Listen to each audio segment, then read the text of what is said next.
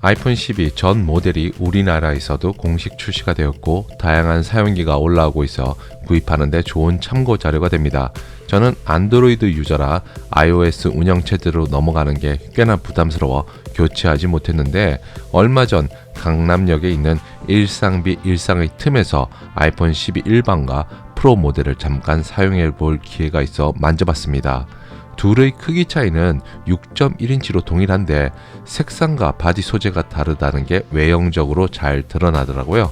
프로의 경우에는 측면부가 스테인리스의 특유의 감성이 전해주는 반짝임이 무척 고급스럽게 와닿았고요. 일반 모델의 경우에는 생김새 자체만으로 예쁘다는 생각을 가지게 합니다. 손으로 쥐었을 때 그립감도 6.1인치 크기가 딱 적당한 것 같은데요. 저는 손이 좀 큰 편인데도 불구하고 쥐었을 때 느낌이 꽤나 안정적으로 다가왔습니다. 이런 이유로 손이 작은 분들을 제외하고는 미니보다는 일반이 더 괜찮지 않을까 생각하는데요. 그런데 체험용으로 놔둔 케이스는 딱히 끌리지 않더라고요. 소재도 그렇고 색상도 그렇고 딱히 매력을 끌만한 포인트가 없었습니다.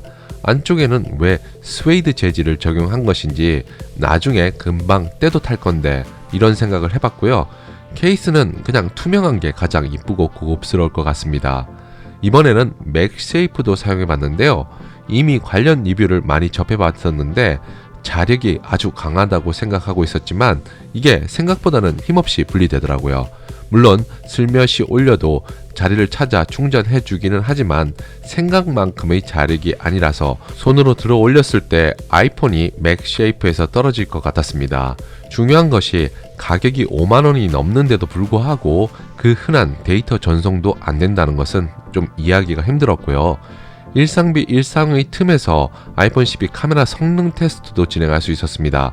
저는 프로를 사용해봤는데 렌즈를 좀 닦은 상태에서 촬영해야 했었는데 제게 아니다 보니까 미처 확인하지 못하고 촬영해서 빛 번짐이 있다는 점은 양해 바랍니다. 조명이 밝기는 하지만 실내에서 사진 촬영을 했음에도 나름 선명한 화질을 선사해 주더군요.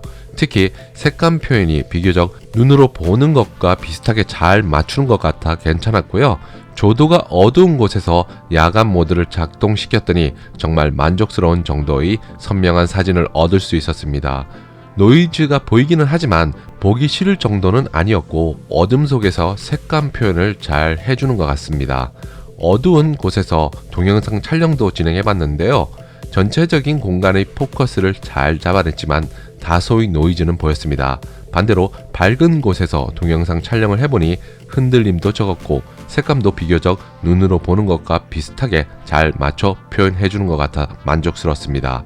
아이폰 12 프로 모델 카메라 성능이 이 정도인데 프로 맥스의 성능은 더 막강할 것이라는 생각이 들더군요. 이런 성능에도 불구하고 안드로이드 유저가 아이폰으로 넘어가지 못하는 이유가 몇 있습니다. 솔직히 카메라 성능 하나 보고 갈아타기에는 불편한 점이 제법 있는데요.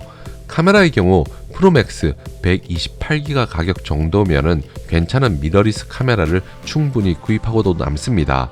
그것도 크기가 휴대하기 적당한 사이즈의 제품들도 많고 흔들림이 걱정된다면 20에서 30만원대 짐벌 하나 더 챙겨가면 훌륭한 영상이나 사진을 찍을 수 있습니다. 그래서 카메라 하나만 보고 갈아타기에는 무리가 있어 보이고요.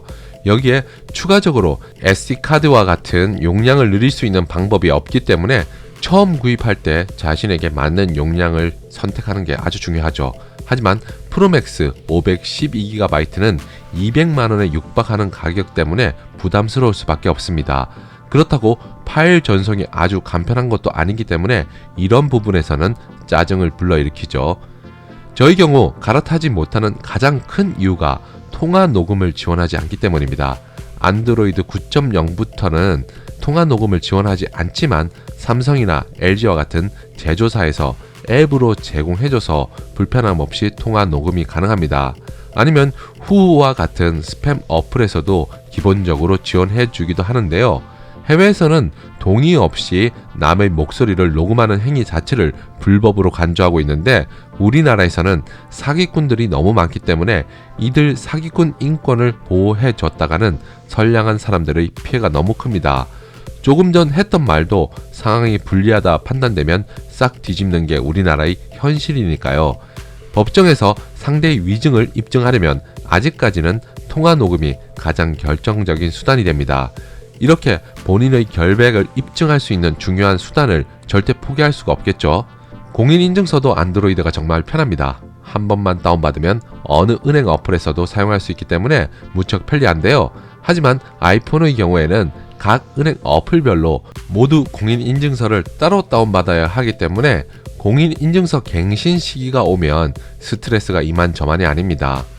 마지막으로 애플페이는 우리나라를 제외하고 다른 나라에서 편리하게 사용한다고 합니다. 하지만 우리나라의 경우 삼성페이 하나면 지갑을 굳이 가지고 다닐 필요가 없을 정도로 유용하게 쓰이고 있는데요. 이런 현실이다 보니까 우리나라에서는 아이폰에서 삼성페이를 지원하지 않는 이상 갈아타고 싶은 생각이 들지 않을 것 같습니다. 그 외에 아이폰에서 기본 제공하는 앱이 아니라 서드파티 앱을 사용할 경우에는 호환성의 문제와 파일 전송의 불편함 등도 있습니다.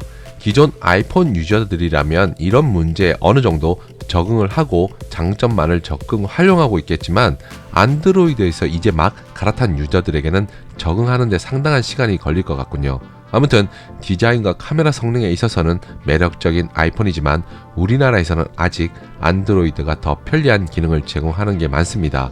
그래서 갈아타려고 생각했던 분들이라면 오늘 영상이 어느 정도 도움이 되었으면 합니다.